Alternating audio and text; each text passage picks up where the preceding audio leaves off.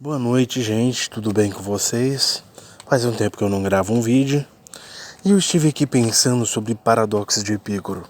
Você já parou para pensar, né? Você que gosta de filosofia e tudo mais, você já parou para pensar por que nunca ninguém conseguiu refutar o paradoxo de Epicuro?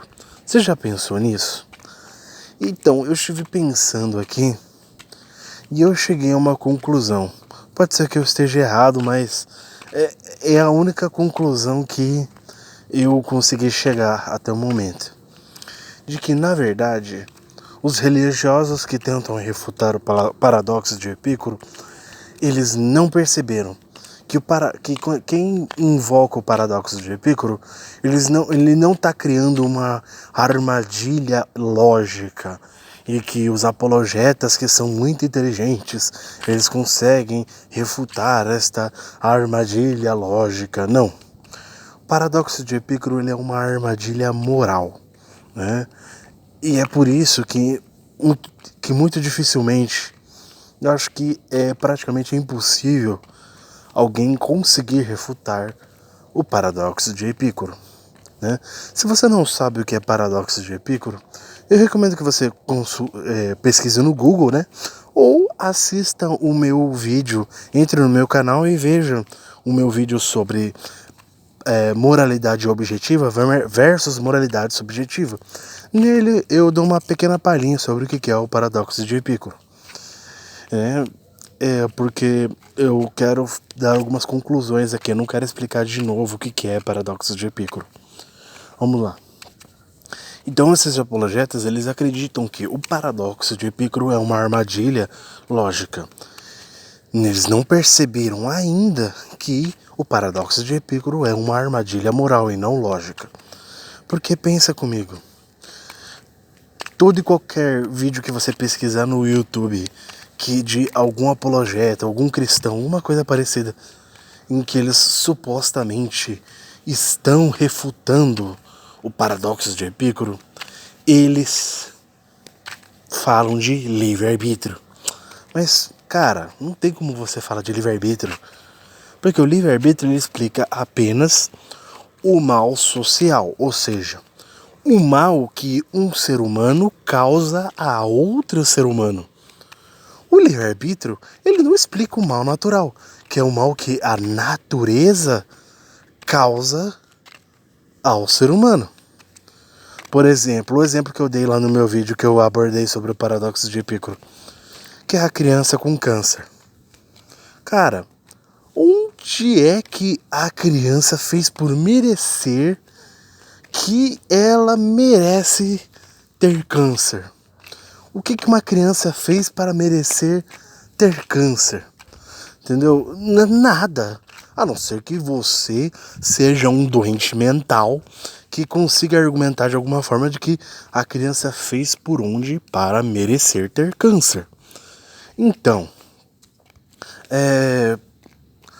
não tem como a criança ter feito alguma coisa para merecer ter câncer. Então, qualquer um que use o argumento do livre-arbítrio já foi automaticamente desmascarado, né, digamos assim. Não tem como você usar o livre-arbítrio para refutar o paradoxo de Epicuro. Outra coisa, quando a pessoa não usa o argumento do livre-arbítrio, mas ela usa o argumento de que mas Deus não tem a obrigação, ele não tem a obrigação de intervir contra o mal. Ele não tem essa obrigação. Aí exatamente nesse ponto em que o paradoxo de Epicuro ele deixa de ser uma armadilha lógica e passa a ser uma armadilha moral. Como assim? É nesse ponto que alguns, como é que eu posso dizer, um calvinista, por exemplo, ele poderia argumentar isso, que Deus não tem a obrigação de intervir no mal. Ele não tem essa obrigação. Então, isso se torna uma armadilha moral porque isso tecnicamente revela o seu caráter. Como assim?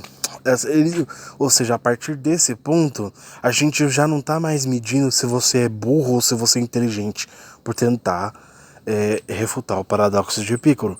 A partir desse ponto, né, quando o livre-arbítrio já foi descartado, né, a partir desse ponto a gente está discutindo se você é uma pessoa boa ou se você é um mau caráter. Por quê? Porque você está seguindo um Deus que pode arbitrariamente causar dor e sofrimento, mas que ele não precisa responder por isso, né? Ele pode fazer a desgraça que ele for e pela simples definição de perfeição que ele tem, não importa o que ele faça. Tudo que ele faz é perfeito, necessário e bom. Ah, mas ele cometeu um genocídio e não sei o que. É uma coisa boa, gente. Tudo que ele faz é bom. Entendeu? Que é a partir desse ponto que o paradoxo de Epicuro deixa de ser uma armadilha lógica e passa a ser uma armadilha moral, porque isso revela o caráter da pessoa. Ou seja, uma pessoa que está disposta a seguir um Deus que é capaz de fazer de tudo, né? Eu não seguiria um Deus desse, mesmo que ele existisse de fato. Eu não seguiria um Deus desse. A partir de hoje, os cientistas eles fizeram um experimento lá e a partir de agora tá provado, realmente Deus existe e não sei o que, toda uma argumentação. Tá, beleza, Deus existe. Mas e daí?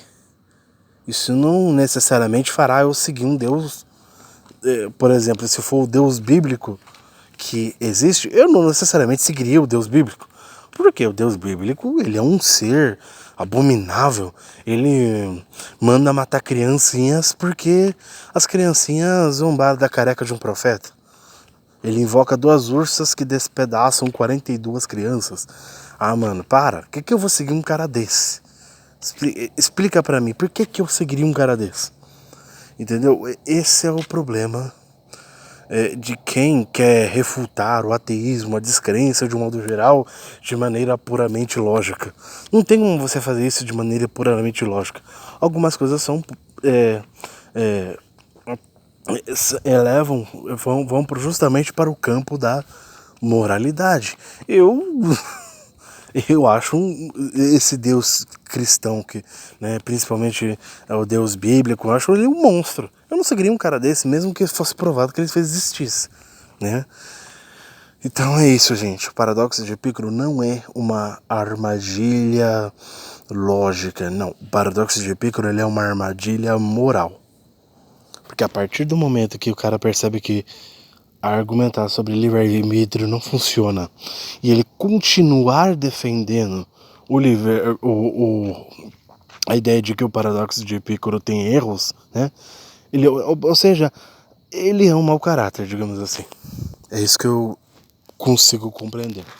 Porque ele está seguindo um Deus que pode causar o mal de maneira arbitrária e, tipo assim, eu não tenho palavras com uma pessoa dessa, né? Então, assim, se você tentar refutar o paradoxo de Epicuro, ou você é burro ou você é mau caráter. É a única coisa que eu consigo a única coisa que eu consigo entender, né, disso tudo que eu acabei de falar agora. Então tá, gente, vamos lá, tchau, tchau.